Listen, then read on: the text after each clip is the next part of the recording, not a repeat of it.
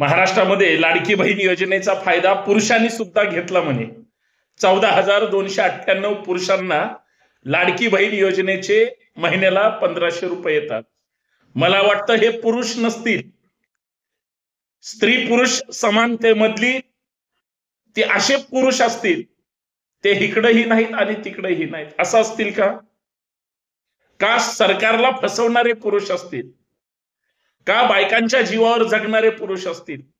कोण असतील ते?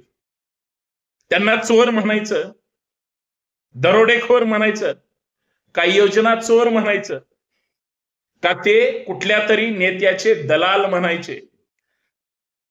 महिलांच्या योजनेचा फायदा पुरुषांना होतो, पुरुष पैसे उचलतात, याचा अर्थ त्यांना पुरुष तरी म्हणायचं का? किती शासनाला फसवणार. वाईट आहे.